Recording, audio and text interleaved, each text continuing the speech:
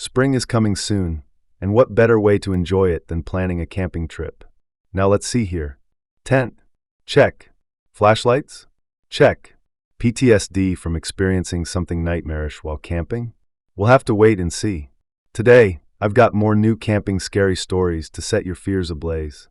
Now let's begin. I've never told anyone this story before. Since I was scared, they'd think I'm insane. I was a 13-year-old girl with rather bad eyesight. I was never an outdoor person. I liked staying inside my room, and I hated leaving it, since I always felt unsafe and anxious around everyone, family and strangers alike. So my parents decided to send me and my younger sister, who was 2 years behind me, on a 1-week camping trip during the wonderful month of August. Saying that I wasn't very happy about it would be an understatement. We arrived on the campground, where I met my camp leaders. There were 3 in total, ages ranging from 19 to 22. I was put into a tent with a few other girls. We set up our sleeping bags for the night, yet none of us slept. The others were just chatting the entire night while I listened. When morning came, we were all very tired.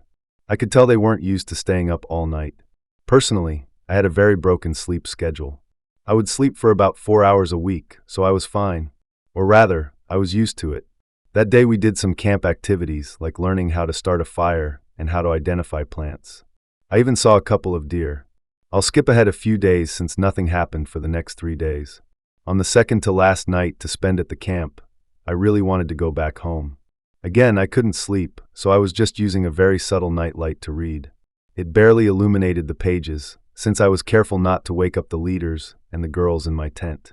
It was then I noticed how eerily quiet it was, other than my slow breathing and the pages I was turning. I brushed off this unease, this silence, and decided to enjoy it. After all, I think silence is underrated. Suddenly, the girl next to me woke up and groggily told me she wanted to use the bathroom, but she was too scared to go alone. I mean, who wouldn't be?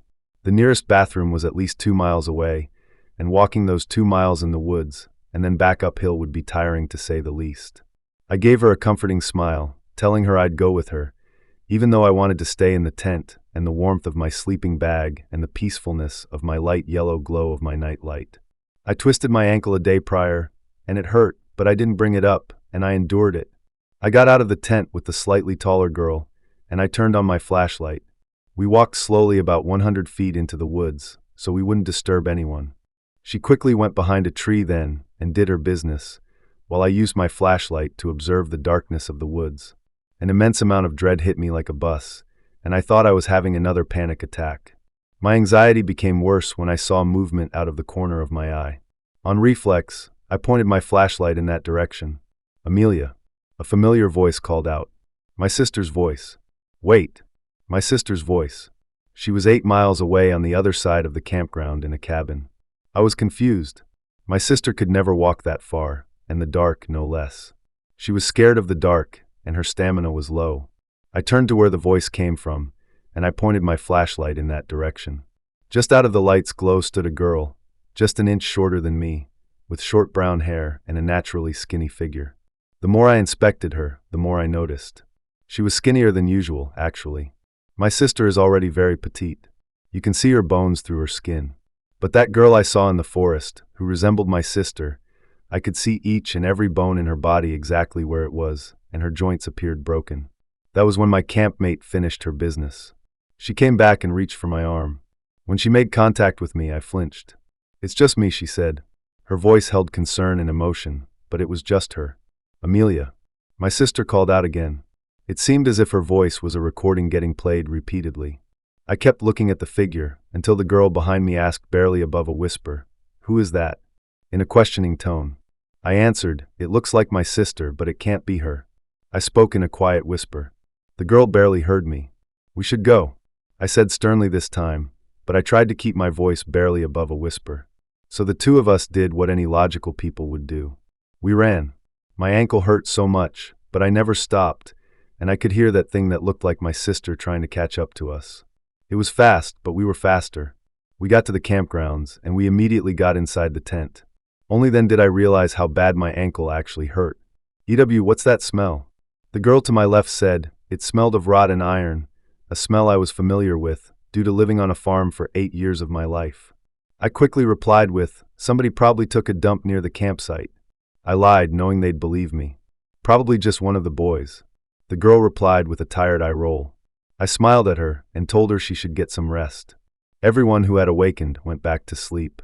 I stayed up the rest of the night, staring out the small opening of the window of our tent.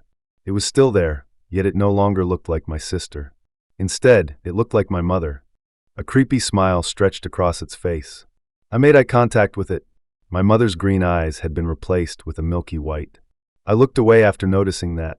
I kept thinking, I need to make it through this night. Just tonight and tomorrow night, and I can go back home. I was doing my best not to have a panic attack. Finally, morning came, and we went through our usual day. But of course, night returned. That night, I tried my best to fall asleep, which I actually did. The following morning, we packed our things and said our goodbyes. I got in my parents' car with my sister when they showed up. My mother and father greeted us with smiles, asking about our trip. It was decent. I replied in my usual quiet, monotone voice. I thought it was fun. My little sister smiled with joy, lacing her tone. It was her. It wasn't that creature, that mimic. I was relieved to know this was my real sister. We got home, and I immediately took a shower.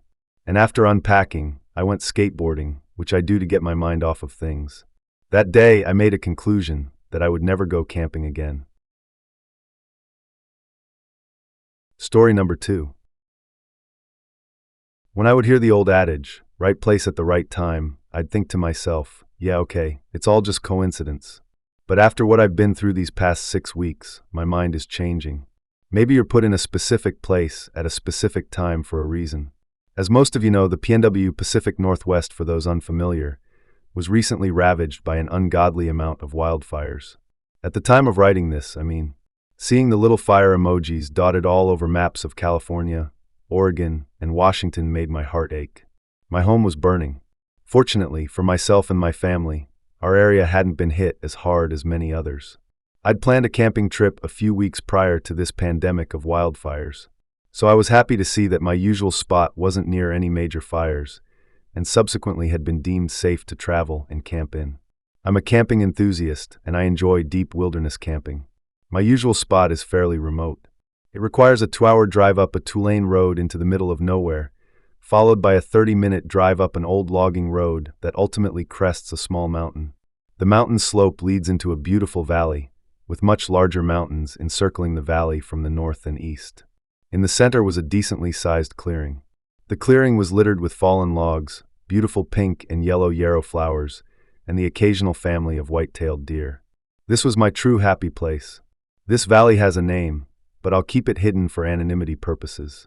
I left on a Tuesday morning in early September. The drive to the mountain was relatively uneventful, besides almost hitting a large buck who decided to cross the road right in front of my truck. I arrived on the mountain crest on schedule and began unpacking the bed of my truck. I had just recently bought a new 2020 Toyota Tacoma.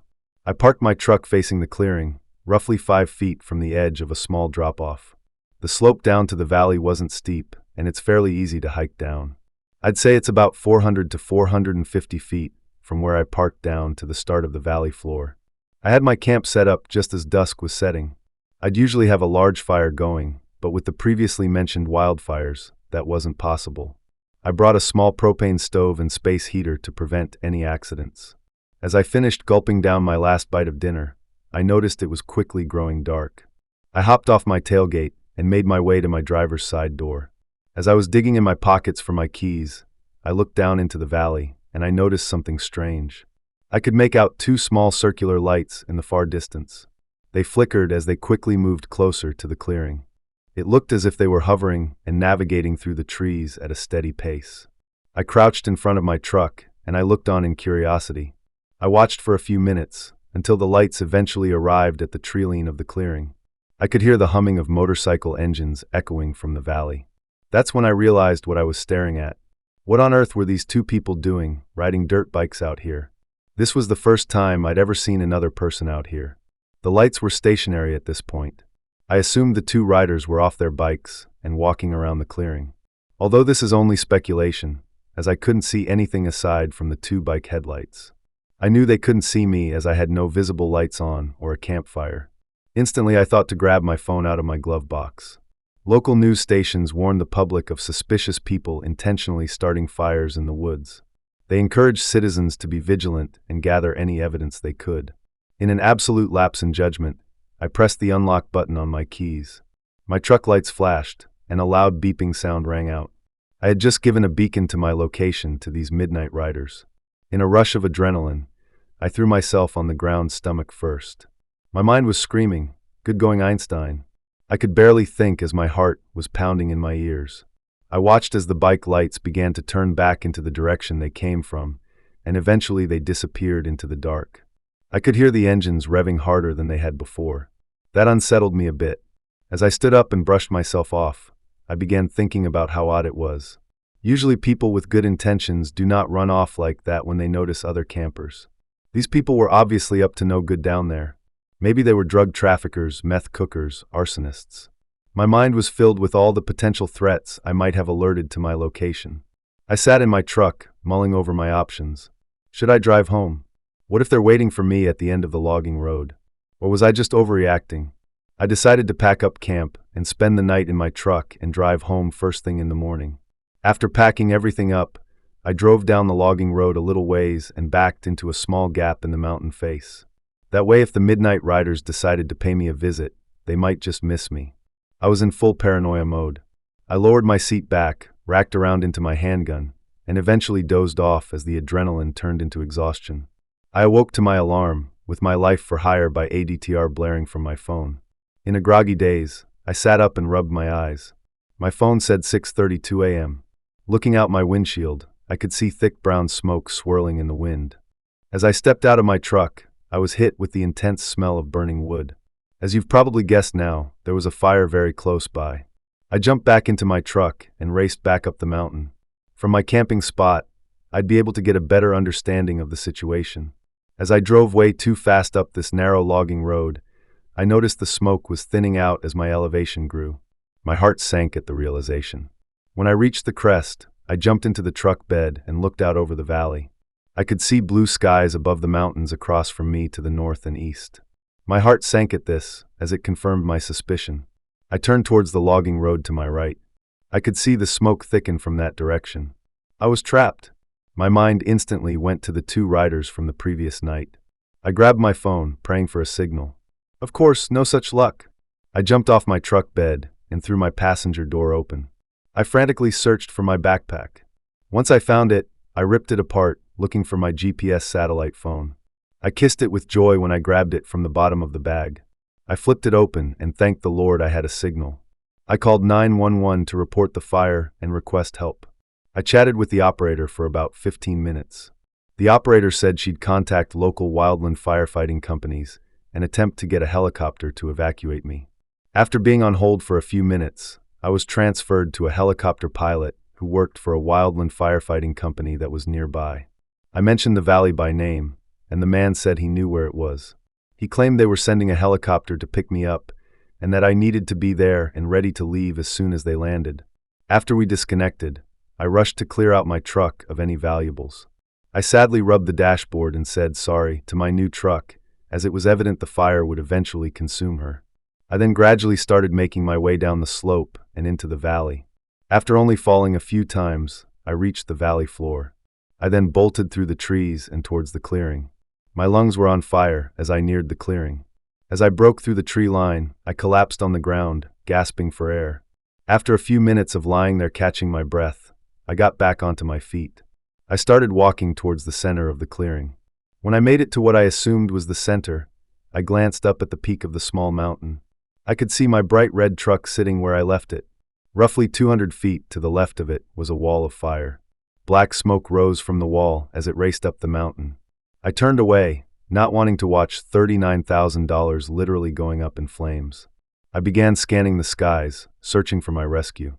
I concentrated on listening for the chopping sound of a helicopter's rotors. As I stood there listening, I heard something else that made me question my sanity. Just to my left, I could hear someone crying out. A shockwave ran through me. I stood there, unable to believe my ears. I unholstered my handgun and called back. "Hello? Is someone there?" I then began to hear muffled screaming. I ran toward the screaming, trying to hold back tears. I noticed a piece of plywood, roughly 4 by 8 feet, covered in branches and dirt. It lay on the ground with a large boulder set on top of it. I called again. "Hello!" I heard the muffled scream again. This time it was much louder and unmistakable. Is there really someone under that plywood? I thought to myself. I rushed over to attempt to move the boulder. After struggling a few times, I managed to push the boulder off the plywood. Slowly I lifted up the plywood and threw it to the side. What I saw is something I'll never forget.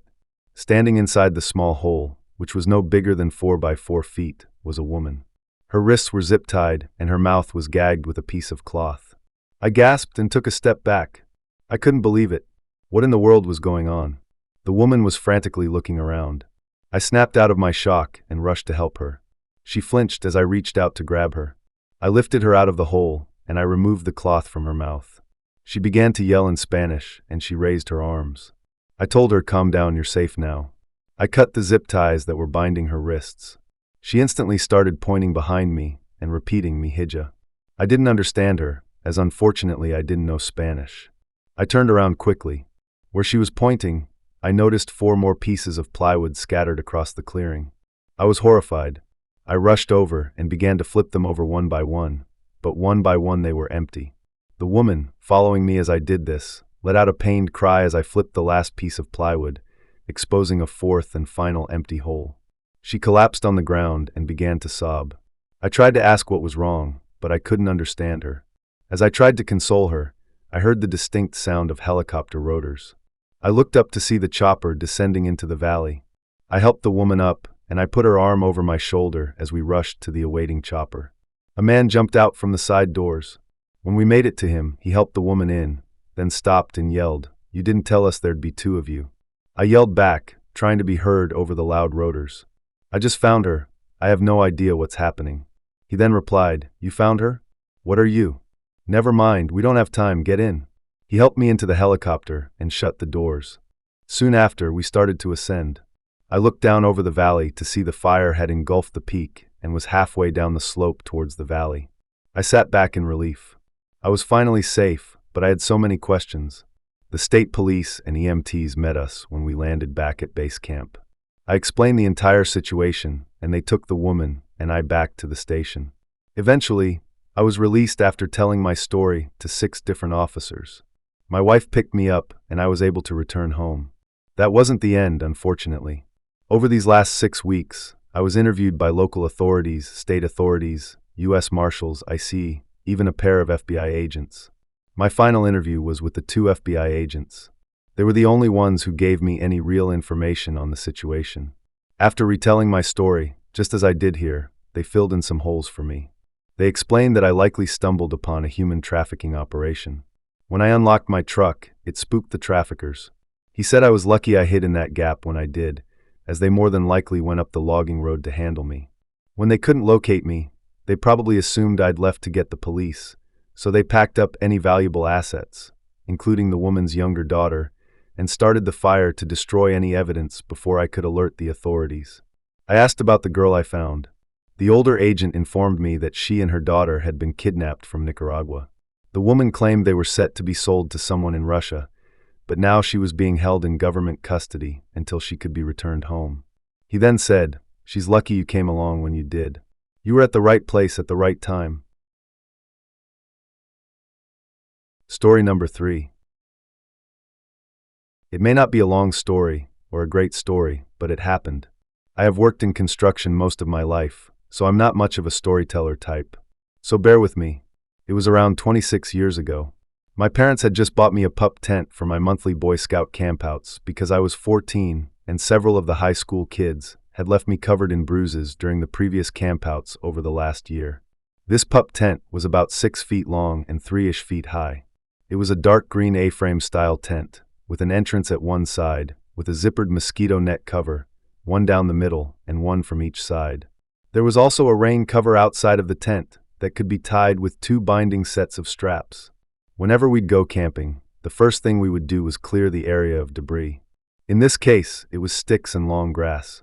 We had to use lawnmowers from the Scoutmaster's trailer to cut it down. So after my first day out, I set up my little tent outside and away, maybe 15 to 20 feet from the big 8-person tents that all the other kids were sleeping in.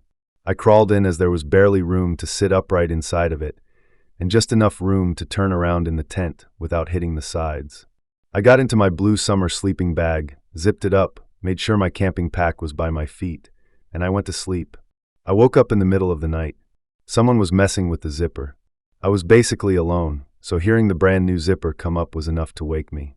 I grabbed my flashlight, a mini mag light, with my right hand, and I sat up and flashed it at my feet, which were by the entrance. And what I saw made no sense at the time.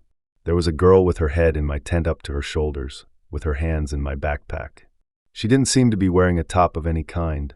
The only reason I call this a girl is because it had cleavage, but my size 12 feet were in the way, so I didn't see her chest.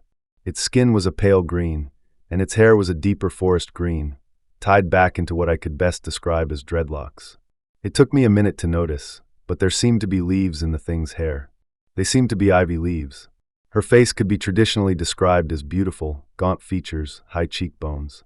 Her eyes were like a cat's pupils, but the eye color was brown. She had dark-colored lips, not quite black, but really close. The moment I popped up with my light, it bared its teeth and hissed, quickly pulling itself out of the tiny tent. I'll never forget those teeth. They weren't humanoid teeth. Instead, they were long and sharp like a dog's. I did try to go after it, but by the time I shifted around and got out of my bag and exited the tent, she was gone. As were the contents of the snacks I had hidden in my bag. From that point on, I slept with the rest of the kids in the big tents, and we used my pup tent to hold extra gear, like people's backpacks. I know it's not a very exciting story. The whole experience lasted less than 2 minutes. Since then, I've always been wary of nature. I don't really talk about it because who'd believe a story like this, even though it does sort of haunt me to this day. Story number 4. My step-grandparents owned a lot of property in the mountains of Morgan County, Utah. My siblings and I spent a lot of time exploring the woods there, which were right behind my grandparents' house. Skip forward 20 years. My grandparents have long since passed away, but I still spend a lot of time in these mountains camping.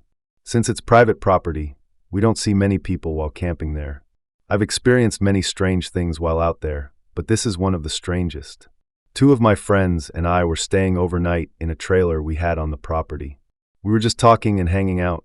All of a sudden, we heard a very loud vibrating wind sound, and the trailer began to shake and sort of vibrate. It lasted about 30 to 45 seconds, then abruptly stopped. We all looked at each other, and I could tell they were just as confused as I was. We opened the door, and it was as calm as it had been right before it happened. There was no storm, no wind, no rain, nothing. I have no idea what it could have been. On another occasion, 2 different friends and I were hiking up to a cabin that I had found in the woods on an earlier trip. You have to climb over a gate to get to the cabin, which was still about 300 feet through thick trees. I climbed over the gate first and started walking through the tall grass that was just before the trees. Then on the path about 20 feet in front of me, I saw a very, very large dog. The dog was all white, with long hair and very dark eyes. He was just sitting there staring at me. He didn't move or make a sound. I slowly started backing up, and I told my friend to back up also. My other friend was just getting over the fence and asked what we were doing. I told her we were trying to get away from the big dog without upsetting it. Both my friends looked confused, but backed up anyway, and we all went back over the fence. After that, they told me that they didn't see any dog anywhere. I thought that was impossible because that dog I saw was huge and sitting right in the middle of the path. Another time, the same friends and I were gathering wood for a fire. We were on a hillside on the opposite side of the road from camp. When we looked in the direction of camp, we could see a door, a perfect door with a window and doorknob, just kind of floating at the base of some trees. All 3 of us saw this, but we didn't have cell phones, so we couldn't get a picture. These are just a few of the weird things that happened on this mountain. It's a very strange place. That brings us to the end of this episode of Darkness Prevails. More terrifying stories are on the way soon, so subscribe and smash that like button. By the way, did you know this show is available as a podcast called Unexplained Encounters? Just search for, follow, and rate Unexplained Encounters on Spotify, Apple Podcasts, or your favorite podcast app. This show is part of the EerieCast network. Go to EerieCast.com for more scary podcasts such as Freaky Folklore, which explores your favorite monsters, myths, and mysteries, as well as Redwood Bureau, a fictional horror podcast about an agent on the run from an evil secret organization that captures supernatural creatures and entities. This brings us to the end of today's episode. If you enjoyed these stories, then hit the like button, leave a comment, press the notification bell, and subscribe to our channel. And we will see you in our next story.